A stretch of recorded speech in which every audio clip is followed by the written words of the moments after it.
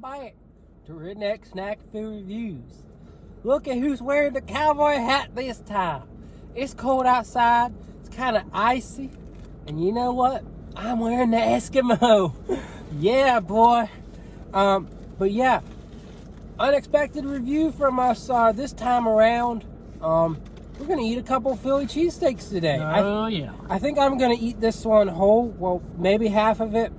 But Roy Rogers closed down in Winchester. However, 20 minutes away was another Roy Rogers, better looking and lurking for our money. So I bought a whole bunch of different sandwiches that I'm gonna try. But this one is the steak sub, and apparently what I've heard from employees when I went in there is that this is a permanent item now. So it's returning and permanent. So maybe go check it out at Roy Rogers after we review it. But we got to tell you all about it. And I'm excited. I'm sure he's excited. But before I ask him what he thinks, go ahead and subscribe, like, comment, and share. And check out my Instagram, Redneck Snack and Food. So, Josh, before we pose for this thumbnail, any thoughts? Are you excited? How you feeling? Well, first and foremost, Matt, thanks for having me back here.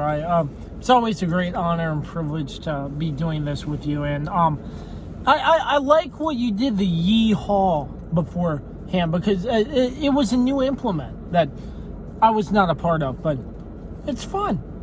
I'm ready. Steak and cheese. Let's see this. Let's pose. Let's pose for the thumbnail. For the thumbnail.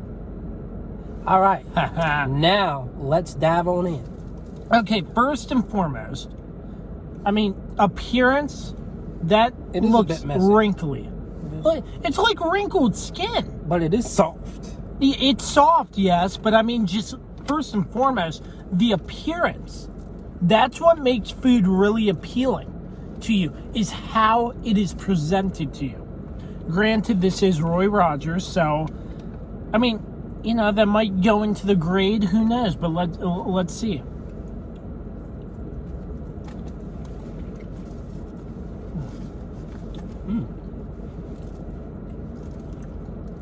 Wow.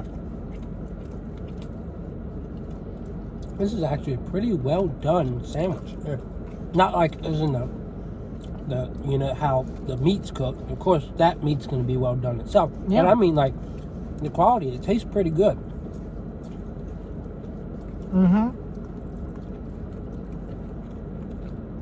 It tastes pretty good. And my thing about cheesesteaks, I want there to be a good mix of steak and cheese. And the cheese is really good if it's nice and gooey and melted. And this is good. I mean, the meat's really well done, like you said. And I mean, there's a good mix of onions in there as well. The onions, it makes it whole pretty much, you know. Like, it gives it that much more flavor. All right, I got halfway through here because I'm eating a lot today. Well, I actually got over halfway through. So I'm going to resign from eating this, but I will inform you of my opinion. The meat, again, is pretty good quality. It shocked me. The cheese, as he said, very gooey, very warm, very nicely made sandwich. Mine, so they accidentally didn't put mine in the bag, and they had to make me one. And so mine took some time to make, and I could hear some chopping. So that was a good sound to hear, because you know, I can't guarantee that it's not, you know, that frozen steak thing that you melt, but I like the sound of that chopping in the back. And I love the onions. The onions were really a nice touch up.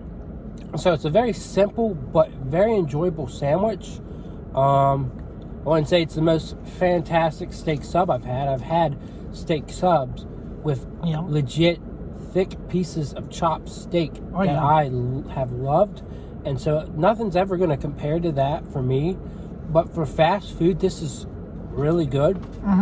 So I think I'm going to go with an 8.5, just because it hits all the good elements it needs to hit. And it's a really enjoyable sandwich. Maybe not quite the most presentable.